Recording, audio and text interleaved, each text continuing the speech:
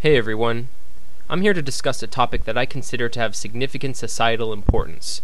There's often a lot of talk about rights around here. The right to free speech, the right to healthcare, women's rights, sex workers' rights, etc.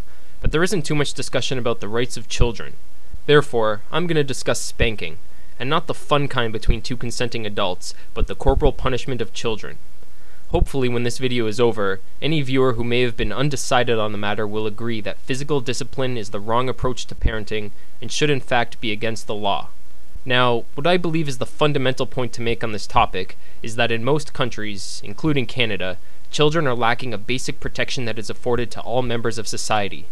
That is the right to not be physically assaulted. Many people find it reasonable to use pain to control the behavior of kids and consider it a legitimate form of punishment. However, we would never tolerate this method of education or control in the adult world.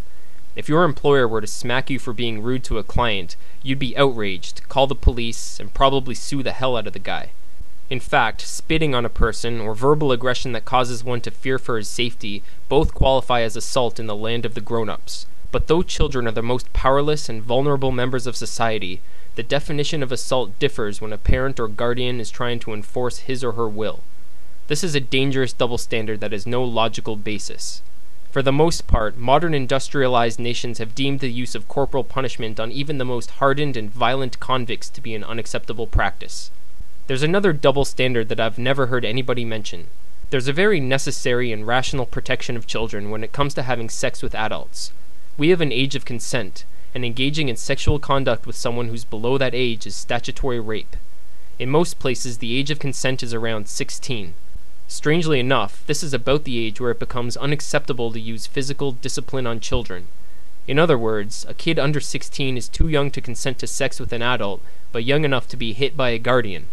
There's an obvious inconsistency here when it comes to protecting kids from the extreme amount of power that adults have over them. So what about the people who say that spanking is necessary, effective, and harmless? First, it's certainly not necessary. Parents have complete control over their children's lives. They control what their kids own, what they eat, when they eat, where they go, and what they do. On top of that, they have, or at least damn well ought to have, far more advanced cognitive abilities than their children. At the same time, kids have a natural desire to please their parents. If, with all of these available resources, you can't find a way to get a handle on your child's behavior without relying on your physical dominance, you need to keep your hands off your kids and put some parenting books in them. Parenting without physical punishment has been proven not only to work, but to work better. And that brings us to effectiveness. Spanking is actually a less effective method of child discipline than reasoning and rewarding good behavior. For one thing, using violence to get your way teaches children that it's an appropriate method for them to control their peers. Studies have shown that children who are physically punished are more prone to delinquency, are more likely to be violent in school, and are more likely to commit violent crimes later in life. A recent study showed that kids who were spanked at age 3 were much more likely to be aggressive at age 5.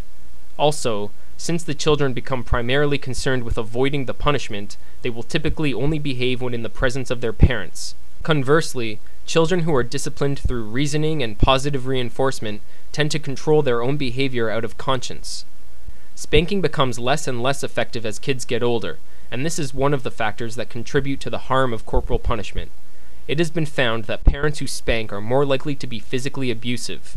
When the spanking fails and kids rebel, parents can become frustrated and simply escalate the punishment that they're used to doling out. With this knowledge, it's irresponsible to retain legislation that gives guardians the freedom to decide what amount of pain is reasonable for correcting a child's behavior. Most of the harmful effects are long-term. As I mentioned, children who are spanked are more likely to commit crimes later in life, but they are also more likely to engage in spousal abuse and experience depression. Furthermore, a 2009 study found that spanking toddlers has a negative effect on their cognitive and socio-emotional development, which can have serious long-term ramifications. So, given what we know about the potential dangers of physical punishment of children and its deficient efficacy, I argue that children should be extended at least the same legal protections from their parents as we all have from each other. And, if you want to raise your kids to be responsible, well-adjusted individuals, teach them to think, not to fear. Thanks for watching.